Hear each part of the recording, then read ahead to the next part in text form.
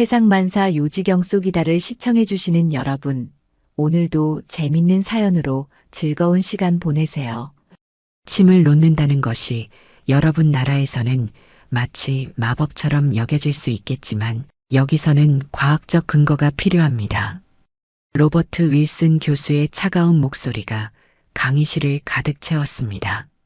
그의 시선은 정확히 한 명의 한국인 학생을 향하고 있었어요. 특히 동양에서 온 학생들은 그런 미신적인 생각들을 버리고 진짜 의학을 배우시기 바랍니다. 그 순간 강의실의 모든 시선이 26살 강수혁에게 집중되었습니다. 수치심으로 붉어진 그의 얼굴, 떨리는 손, 그리고 꾹 담은 입술. 아무도 몰랐습니다. 이 모욕적인 순간이 곧 믿을 수 없는 반전의 시작이 될 줄은요. 하지만 이 이야기는 사실 그보다 석 달 전부터 시작되었습니다. 강수혁은 26살 평범한 한국 청년이었습니다. 아니, 사실 평범하다고 할 수는 없었어요. 미국 동부의 명문 존스 홉킨스 의과대학에 합격한 것만으로도 충분히 특별했으니까요. 하지만 그 당시만 해도 아무도 그의 진짜 이야기를 알지 못했습니다. 이른 아침 볼티모어의 선선한 바람이 캠퍼스를 스쳐 지나갔어요. 강수혁은 기숙사에서 나와 천천히 의과대학 건물을 바라보며 걸었습니다. 붉은 벽돌로 지어진 웅장한 건물들이 그를 압도했죠. 한국에서 보던 어떤 대학과도 달랐어요. 역사의 무게감이 느껴지는 곳이었습니다. 드디어 시작이구나. 강수혁은 속으로 중얼거렸어요. 가슴이 두근거렸습니다. 설렘과 동시에 약간의 불안감도 있었죠. 새로운 환경, 새로운 사람들, 그리고 완전히 다른 시스템. 모든 것이 낯설었지만 그래서 더욱 흥미로웠어요. 입학식 날 아침, 그는 다른 신입생들과 함께 대강당에 앉아 있었습니다. 학장의 환영사가 이어졌고 각 과 교수들의 소개가 있었죠. 강수혁은 주위를 둘러보며 새로운 동기들을 관찰했어요. 다양한 배경을 가진 학생들이 모여 있었습니다. 아시아계, 아프리카계, 히스패닉, 백인들이 한데 어우러져 앉아 있었죠. 정말 다양하구나. 그는 생각했습니다. 한국에서는 경험할 수 없는 다문화 환경이었어요. 이런 환경에서 공부할 수 있다는 것만으로도 감사했습니다. 점심시간, 그는 카페테리아에서 혼자 식사를 하고 있었어요. 아직 친해진 사람이 없어서 조금 외로웠지만 곧 적응할 거라고 생각했습니다. 그때 옆 테이블에서 대화가 들려왔어요. 너 어디서 왔어? 한 학생이 물었습니다. 캘리포니아에서 왔어. 너는? 뉴욕이야. 여기 정말 좋은 것 같아. 시설도 최고고. 평범한 대화였지만 강수혁에게는 새로웠어요. 영어로 나누는 일상적인 대화들이 신선했습니다. 그는 곧 저런 대화에 자연스럽게 참여할 수 있을 거라고 생각했죠. 오후에는 도서관을 둘러보았습니다. 의학 전문 서적들이 가득한 서가들이 끝없이 이어져 있었어요. 그는 한국어로 번역되지 않은 최신 의학 서적들을 보며 감탄했습니다. 이런 자료들을 마음껏 볼 수 있다는 것만으로도 여기 온 보람이 있었죠. 저녁 기숙사로 돌아온 강수혁은 창문을 열고 캠퍼스 야경을 바라보았습니다. 가로등 불빛이 아름답게 반짝이고 있었어요. 한국에 있는 가족들 생각이 났습니다. 부모님이 얼마나 자랑스러워 하실까 생각하니 마음이 따뜻해졌죠. 그는 책상에 앉아 내일부터 시작될 본격적인 수업을 준비했습니다. 교과서를 펼치고 예습을 시작했어요. 영어로 된 의학 용어들이 처음에는 어려웠지만 차근차근 읽어나갔습니다. 그의 눈에는 확신이 가득했어요. 분명히 잘할 수 있을 거라는 믿음이 있었습니다. 밤이 깊어가도 강수혁은 공부를 계속했습니다. 새로운 시작에 대한 기대감으로 가슴이 벅찼어요. 아직 그 누구도 그의 특별한 과거를 알지 못했습니다. 그저 한국에서 온 성실한 학생으로만 보였죠. 하지만 곧 모든 것이 달라질 운명이었습니다. 첫 번째 전공 수업이 시작되던 날, 강수혁은 평소보다 일찍 일어나 준비했습니다. 새하얀 셔츠와 단정한 바지를 입고 강의실로 향했어요. 복도를 걸으며 그는 설레는 마음을 가라앉히려 했습니다. 강의실 문을 열자 이미 많은 학생들이 자리를 잡고 있었어요. 강수혁은 중간쯤 되는 자리에 앉아 주위를 둘러보았습니다. 모두들 긴장한 기색이 역력했죠. 첫 수업이니까 당연한 일이었어요. 정확히 9시 로버트 윌슨 교수가 강의실로 들어왔습니다. 50대 중반으로 보이는 그는 회색 머리와 날카로운 눈빛을 가진 남자였어요. 그의 명성은 이미 학생들 사이에서 유명했습니다. 뛰어난 내과 전문의이자 연구자였지만 동시에 까다로운 교수로도 알려져 있었죠. 여러분, 안녕하십니까? 윌슨 교수가 말했습니다. 저는 로버트 윌슨이고 앞으로 여러분과 함께 내과학을 공부하게 될 것입니다. 그의 목소리는 권위적이면서도 차분했어요. 학생들은 모두 조용히 귀를 기울였습니다. 의학은 과학입니다.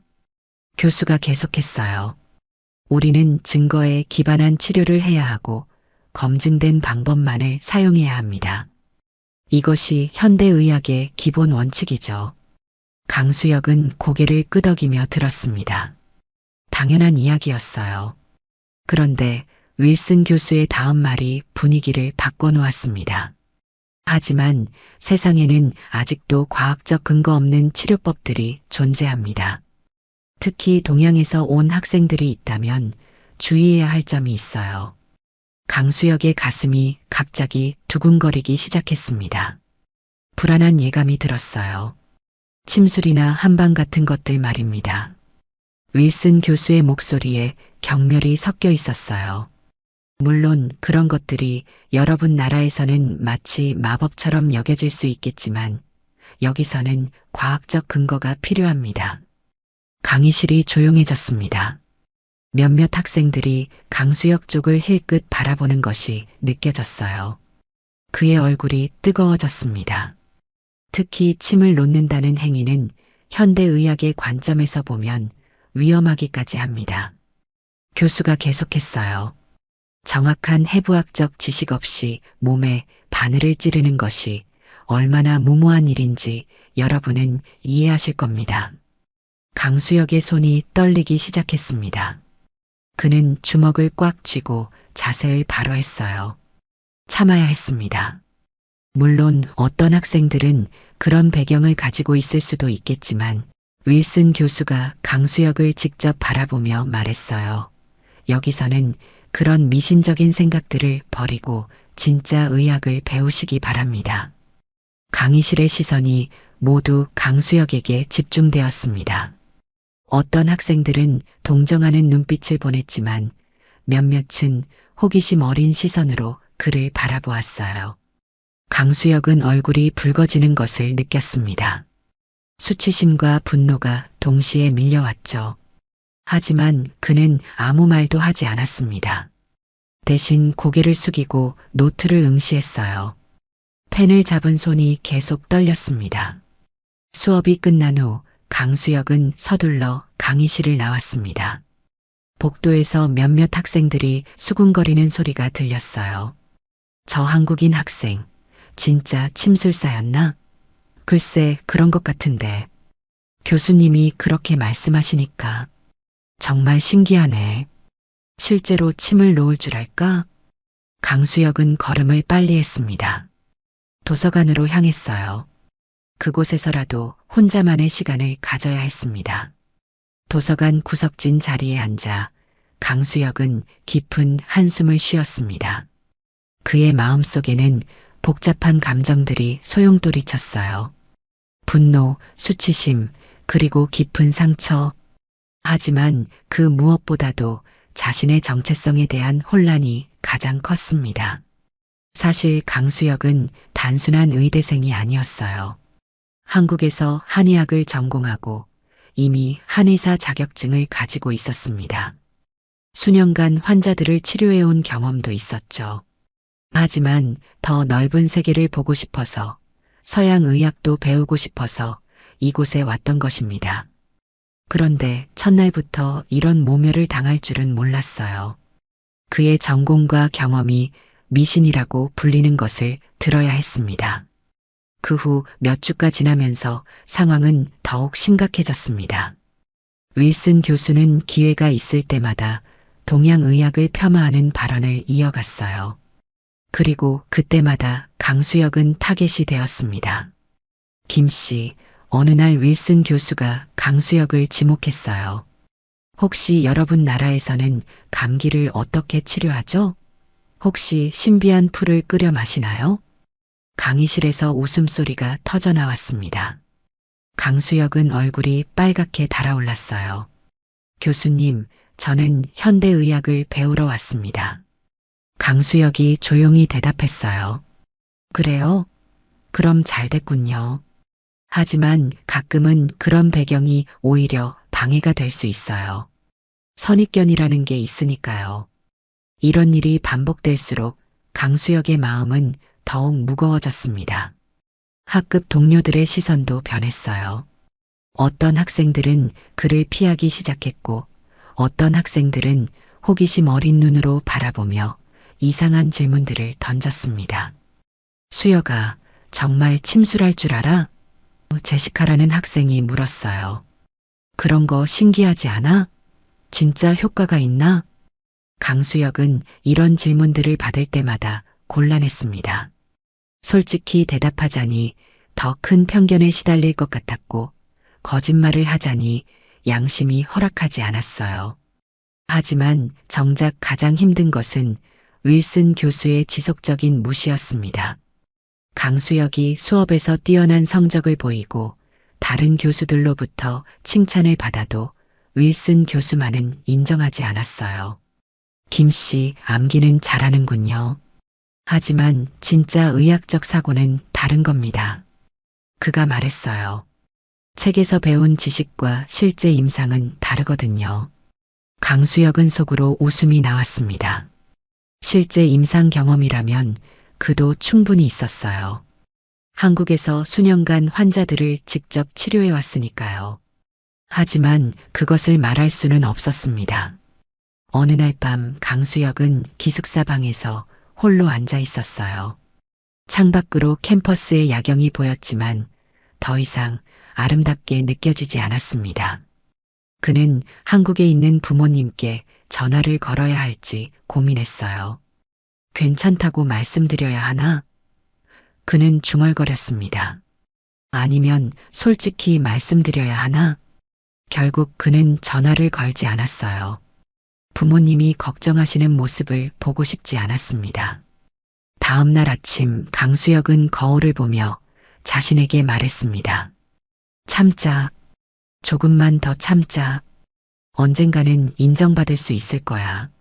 하지만 그의 마음 깊은 곳에서는 다른 생각이 자라나고 있었어요.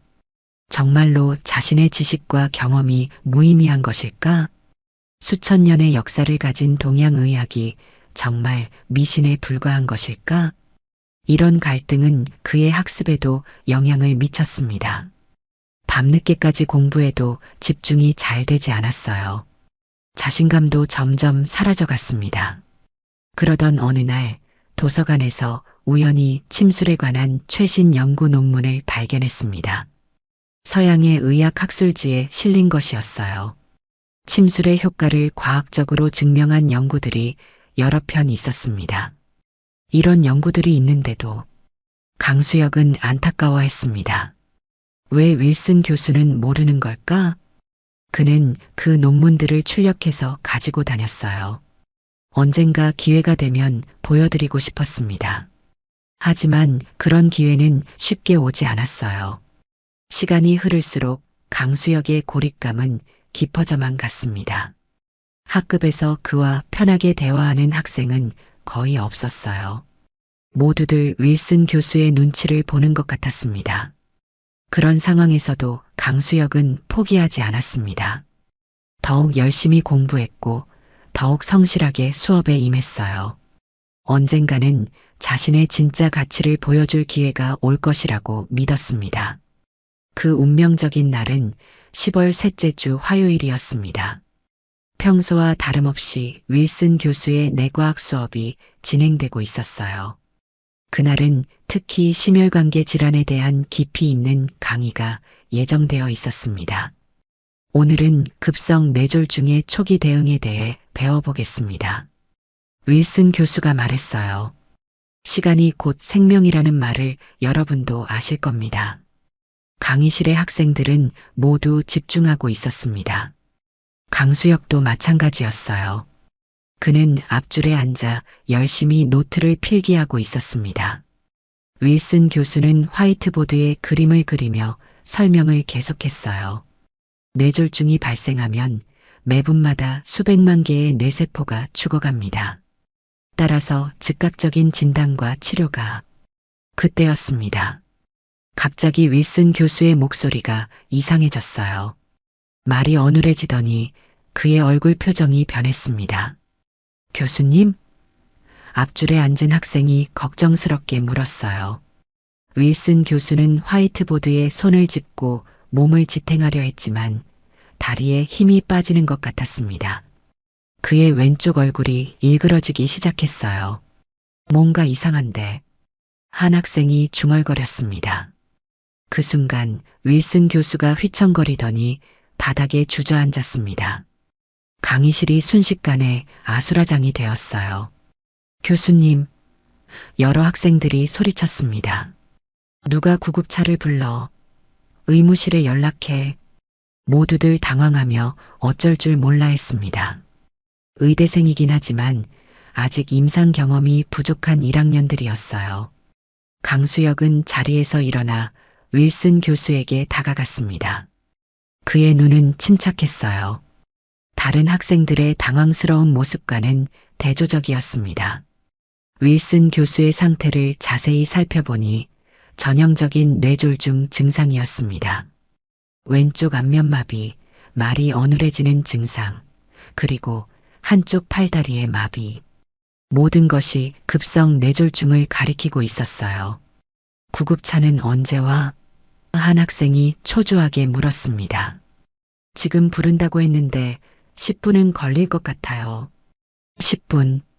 뇌졸중 환자에게는 영원 같은 시간이었습니다. 강수혁은 윌슨 교수의 맥박을 확인했어요. 불규칙하고 약했습니다. 그때 강수혁의 마음속에서 무언가가 끌어올랐습니다. 이 사람은 자신을 무시하고 모욕했던 교수였어요. 하지만 동시에 그는 환자였습니다. 생명이 위험한 환자였어요. 강수혁은 더 이상 망설이지 않았습니다. 그는 가방에서 작은 가죽 케이스를 꺼냈어요. 평소에 늘 가지고 다니던 침술 도구였습니다. 뭐 하는 거야? 한 학생이 물었습니다. 설마 지금 그런 거 하려는 건 아니지? 다른 학생들의 시선이 강수혁에게 집중되었습니다. 어떤 학생들은 놀란 표정으로, 어떤 학생들은 의심스러운 눈빛으로 그를 바라보았어요. 지금은 응급 상황입니다. 강수혁이 조용하지만 확고한 목소리로 말했어요. 구급차가 올 때까지 기다릴 시간이 없어요. 그는 침술 도구를 꺼내며 윌슨 교수의 혈자리를 확인했습니다. 수년간의 경험으로 익힌 정확한 위치들이었어요. 백회혈, 인중혈, 그리고 합곡혈. 너 정말 괜찮은 거야? 한 여학생이 걱정스럽게 물었습니다. 만약 잘못되면 어떻게 하려고? 강수혁은 대답하지 않았습니다. 대신 조용히 침을 소독하고 정확한 위치에 놓을 준비를 했어요. 그의 손은 전혀 떨리지 않았습니다. 마치 다른 사람이 된 것 같았어요. 강의실은 숨막히는 정적에 휩싸였습니다. 모든 학생들이 숨을 죽이고 강수혁의 행동을 지켜보고 있었어요. 누군가는 휴대폰으로 이 장면을 촬영하고 있었습니다. 강수혁의 손이 윌슨 교수의 머리 위로 향했습니다. 백회혈, 정확히 두개골의 정중앙 부위였어요. 그의 움직임은 매우 정확하고 확신에 차 있었습니다. 정말로 하는 거야? 한 학생이 속삭였습니다. 강수혁은 첫 번째 침을 조심스럽게 삽입했어요. 깊이는 정확히 5mm. 너무 깊지도 얕지도 않은 수년간의 경험으로 체득한 완벽한 깊이였습니다. 윌슨 교수의 얼굴에 미세한 변화가 나타났어요. 일그러져 있던 표정이 조금씩 완화되기 시작했습니다. 뭔가 달라지는 것 같은데? 앞줄에 앉은 학생이 중얼거렸어요. 강수혁은 두 번째 침을 인중혈에 놓았습니다. 코와 입술 사이 정확한 중앙점이었어요. 이 혈자리는 의식을 깨우는데 중요한 역할을 했습니다. 침이 들어가자 윌슨 교수의 호흡이 조금 더 안정되었어요. 불규칙하던 호흡 패턴이 점차 정상으로 돌아오고 있었습니다. 신기하다. 한 여학생이 감탄했습니다. 세 번째 침은 합곡혈에 놓였습니다. 엄지와 검지 사이의 근육이 가장 높은 부위였어요. 이 혈자리는 전신의 기혈순환을 촉진하는 효과가 있었습니다. 강수혁은 침을 놓은 후 미세한 비틀기 동작을 했어요. 듣기라고 불리는 반응을 유도하기 위해서였습니다. 침이 제대로 혈자리에 들어갔을 때 나타나는 특별한 감각이었죠. 교수님 얼굴색이 좋아지고 있어. 한 학생이 놀라며 말했습니다. 정말로 윌슨 교수의 안색이 점차 돌아오고 있었어요. 창백했던 얼굴에 혈색이 돌기 시작했습니다. 왼쪽 안면마비도 조금씩 완화되는 것 같았어요. 강수혁은 침을 놓은 후 윌슨 교수의 맥박을 다시 확인했습니다. 조금 전보다 훨씬 안정적이고 규칙적이었어요. 혈압도 안정되는 것 같았습니다. 이런 일이 정말 가능해? 한 남학생이 의심스러워하며 물었습니다. 그때 윌슨 교수의 눈이 조금씩 뜨이기 시작했어요. 처음에는 초점이 맞지 않았지만 점차 또렷해졌습니다. 그는 강수혁을 올려다보며 무언가 말하려 했어요. 교수님 괜찮으세요? 강수혁이 부드럽게 물었습니다. 윌슨 교수는 입을 움직이려 했지만 아직 말이 명확하지 않았어요. 하지만 의식은 분명히 돌아오고 있었습니다. 바로 그때 강의실 문이 열리며 응급의료팀이 들어왔습니다. 구급대원들이 응급 장비를 들고 서둘러 들어왔어요. 환자는 어디에 있나요? 대원 중 한 명이 물었습니다. 여기요. 학생들이 소리쳤습니다.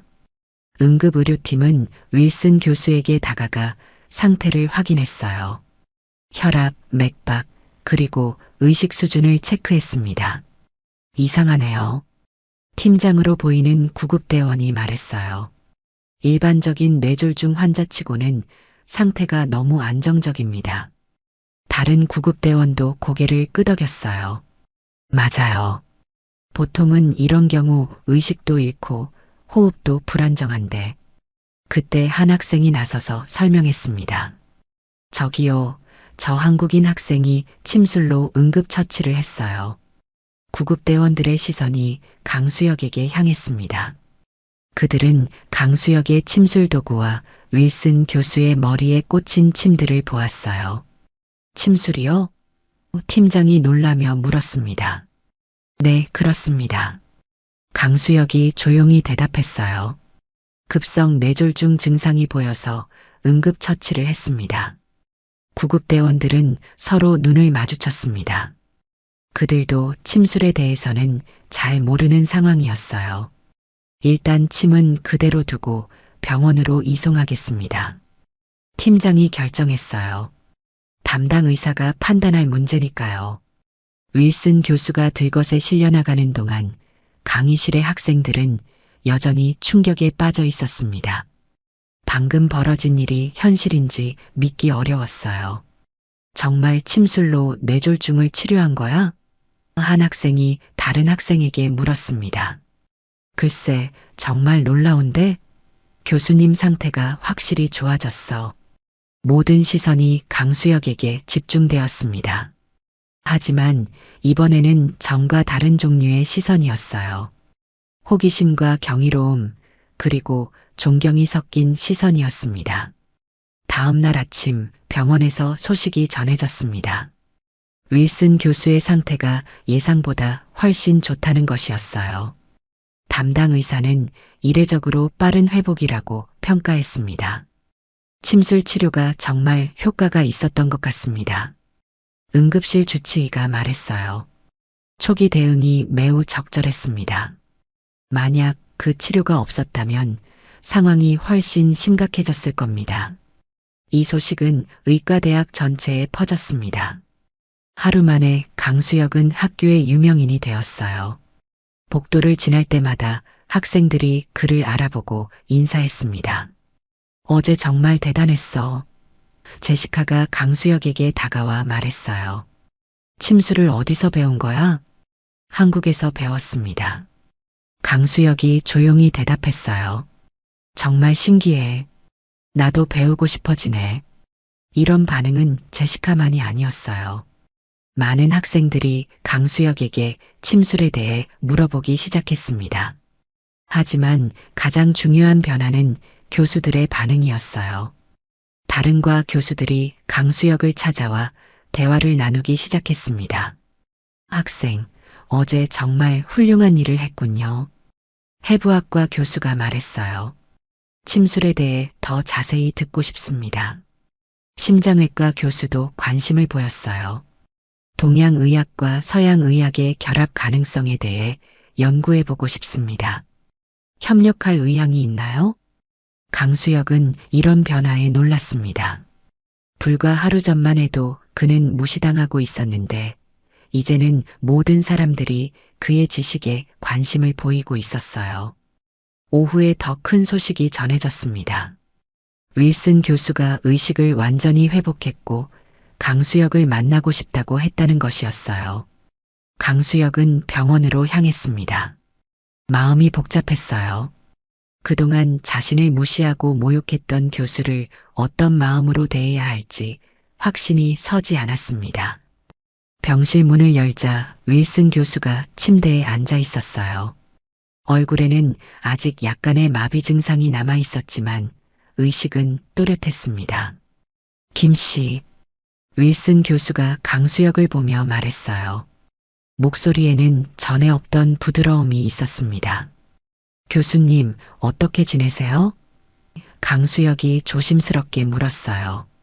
의사들이 말하길 당신의 빠른 처치 덕분에 큰 후유증 없이 회복할 수 있을 거라고 하더군요. 윌슨 교수가 말했어요. 고맙습니다. 강수혁은 고개를 숙였습니다. 당연한 일을 했을 뿐입니다. 윌슨 교수는 잠시 침묵했습니다. 그의 눈에는 복잡한 감정이 담겨 있었어요. 김 씨, 나는 당신에게 사과해야 할 것 같습니다. 그가 조용히 말했어요. 그동안 내가 얼마나 무지하고 편견에 사로잡혀 있었는지 깨달았습니다. 강수혁은 놀라서 교수를 바라보았어요. 침술에 대해, 동양의학에 대해 내가 가지고 있던 편견들이 얼마나 잘못된 것이었는지 알게 되었어요. 윌슨 교수가 계속했어요. 당신은 진짜 의사였습니다. 나보다 더 훌륭한 의사였어요. 교수님, 강수혁이 말을 시작하려 했지만 윌슨 교수가 손을 들어 말을 멈췄습니다. 제발 들어주세요. 그가 말했어요. 당신이 어제 한 일은 단순한 응급처치가 아니었습니다. 그것은 진정한 의술이었어요. 나는 그것을 인정합니다. 강의실에서의 모든 모욕과 무시가 떠올랐지만 강수혁은 마음속에 원망보다는 안도감이 들었어요. 교수님께서 회복되신 것만으로도 충분합니다. 강수혁이 진심으로 말했어요. 윌슨 교수는 고개를 끄덕였습니다. 당신 같은 학생을 가르칠 수 있어서 영광입니다. 병실을 나서며 강수혁은 가슴이 벅찼습니다. 오랫동안 품고 있던 무거운 짐이 내려놓아진 기분이었어요. 윌슨 교수가 병원에서 퇴원한 후 첫 번째 수업 시간이었습니다. 강의실에는 평소보다 더 많은 학생들이 모여 있었어요. 소문이 퍼지면서 다른 학년 학생들까지 참관하러 온 것이었습니다. 윌슨 교수가 강의실에 들어서자 모든 학생들이 조용해졌습니다. 그의 얼굴에는 아직 약간의 마비 증상이 남아 있었지만 걸음걸이는 안정적이었어요. 여러분, 안녕하십니까? 그가 말했습니다. 목소리는 예전보다 부드러웠어요. 오늘은 특별한 이야기부터 시작하겠습니다. 윌슨 교수가 계속했어요. 지난주에 제가 강의실에서 쓰러졌을 때 한 학생이 저를 구해주었습니다. 모든 시선이 강수혁에게 향했습니다. 그는 조용히 앉아 있었어요. 그 학생은 침술로 응급처치를 해주었습니다. 윌슨 교수가 말했어요. 저는 처음에 침술을 미신이라고 생각했습니다. 하지만 제가 틀렸습니다. 강의실이 숨막히는 정적에 휩싸였습니다. 의학은 환자를 치료하는 것입니다. 그가 목소리를 높였어요. 그 방법이 서양에서 왔든 동양에서 왔든 상관없습니다. 중요한 것은 효과가 있느냐 없느냐입니다. 한 학생이 손을 들었습니다. 교수님, 그럼 침술도 정말 의학인가요? 물론입니다. 윌슨 교수가 단호하게 대답했어요. 수천 년의 역사를 가진 치료법이고 현재도 많은 연구가 진행되고 있습니다. 제가 무지했던 것이죠. 그는 칠판에 통합의학이라는 단어를 썼습니다. 앞으로 우리는 통합의학에 대해 배우게 될 것입니다. 그가 말했어요. 서양의학과 동양의학이 어떻게 협력할 수 있는지, 그리고 환자에게 더 나은 치료를 제공할 수 있는지 연구할 것입니다. 제시카가 손을 들었습니다. 교수님, 그럼 강수혁이 우리에게 침술을 가르쳐 줄 수 있을까요? 윌슨 교수는 강수혁을 바라봤습니다. 김 씨, 어떻게 생각하나요? 강수혁은 잠시 생각했습니다. 그동안 숨기고 있던 자신의 지식을 공개하는 것이 두려웠지만 이제는 달랐어요. 기꺼이 도와드리겠습니다. 그가 말했어요. 박수가 터져 나왔습니다. 학생들은 모두 흥미진진한 표정을 지었어요. 그럼 다음 시간부터는 김 씨에게 침술의 기초를 배워보겠습니다. 윌슨 교수가 선언했어요. 이것이 진정한 의학 교육입니다. 수업이 끝난 후 많은 학생들이 강수혁에게 다가왔습니다. 수혁아, 정말 대단해. 마이클이라는 학생이 말했어요. 나도 침술 배우고 싶어. 한국 의학이 이렇게 발달되어 있는 줄 몰랐어. 사라가 덧붙였어요. 강수혁은 웃으며 대답했습니다. 천천히 배워나가면 됩니다. 침술은 하루아침에 익힐 수 있는 것이 아니거든요. 며칠 후 윌슨 교수는 강수혁을 자신의 연구실로 불렀습니다. 김 씨, 제안이 하나 있습니다. 그가 말했어요. 동서의학통합연구팀을 만들고 싶습니다. 팀장을 맡아주시겠어요? 강수혁은 놀라서 교수를 바라보았어요. 저요? 아직 학생인데요. 학생이라고 해서 능력이 없는 것은 아닙니다. 윌슨 교수가 말했어요. 당신은 이미 충분히 증명했습니다. 감사합니다, 교수님. 강수혁이 고개를 숙였어요. 최선을 다하겠습니다. 그날 밤 강수혁은 한국에 있는 부모님께 전화를 걸었습니다. 아버지, 저 잘 지내고 있어요. 그가 말했어요. 그리고 제가 한의학을 공부했던 것이 헛되지 않았어요. 전화기 너머로 아버지의 기쁜 목소리가 들려왔습니다. 아들, 정말 자랑스럽구나.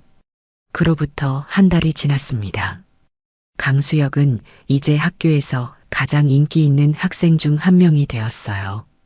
그의 침술 강의는 매번 만석이었고 다른 학과 학생들까지 청강하러 올 정도였습니다. 오늘은 합곡혈에 대해 배워보겠습니다. 강수혁이 설명했어요. 이 혈자리는 통증 완화에 매우 효과적입니다. 학생들은 모두 진지하게 듣고 있었습니다. 누군가 질문했어요. 수여가 이 혈자리를 누르면 정말 두통이 사라져? 네, 하지만 정확한 위치와 압력이 중요합니다. 강수혁이 대답했어요. 함부로 하면 오히려 해로울 수 있어요. 윌슨 교수도 옆에서 열심히 듣고 있었습니다. 그는 이제 강수혁의 가장 큰 지지자가 되어 있었어요. 수업이 끝난 후 강수혁은 새로 만들어진 통합의학 연구실로 향했습니다. 그곳에서는 서양의학과 동양의학을 접목한 새로운 치료법 연구가 진행되고 있었어요. 수혁, 어서 와. 윌슨 교수가 반갑게 맞았습니다. 오늘 좋은 소식이 있어. 무슨 소식인가요? 우리 연구팀의 첫 번째 논문이 국제학술지에 게재 승인을 받았어. 윌슨 교수가 기쁘게 말했어요. 침술과 현대의학의 융합 치료에 관한 연구야. 강수혁의 얼굴에 환한 미소가 떠올랐습니다. 정말요? 그래. 그리고 내가 제일 저자야. 저요? 강수혁이 놀라서 물었어요. 당연하지. 이 연구의 핵심은 내 지식이었으니까. 윌슨 교수가 말했어요. 며칠 후 학교 전체에서 큰 세미나가 열렸습니다. 동서의학의 만남이라는 주제였어요. 강수혁이 주 발표자였습니다. 대강당은 학생들과 교수들로 가득 찼습니다. 심지어 다른 대학에서도 참관하러 왔어요. 존경하는 교수님들과 동료 학생 여러분. 강수혁이 연단에서 말했어요. 오늘 저는 동양의학과 서양의학이 어떻게 협력할 수 있는지에 대해 말씀드리겠습니다. 그는 자신의 경험담부터 시작했어요. 처음 이곳에 와서 겪었던 편견과 오해, 그리고 그것을 극복한 과정에 대해 솔직하게 이야기했습니다. 의학에는 국경이 없습니다. 그가 말했어요. 중요한 것은 환자를 치료하는 것입니다. 청중들은 모두 집중해서 듣고 있었습니다. 윌슨 교수도 뿌듯한 표정으로 바라보고 있었어요. 발표가 끝난 후 질문 시간이 있었습니다. 한 교수가 손을 들었어요.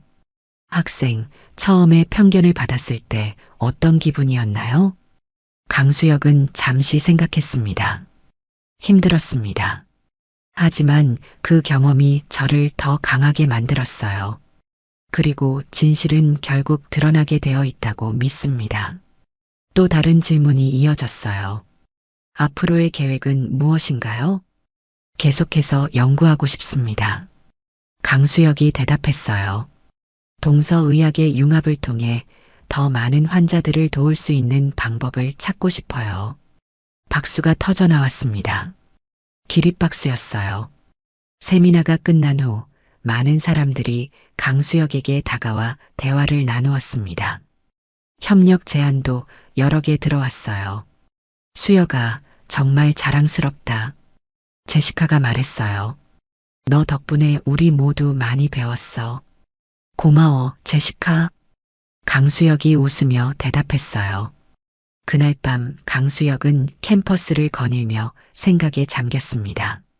몇 달 전만 해도 무시와 편견에 시달렸던 자신이 이제는 존경받는 연구자가 되어 있었어요.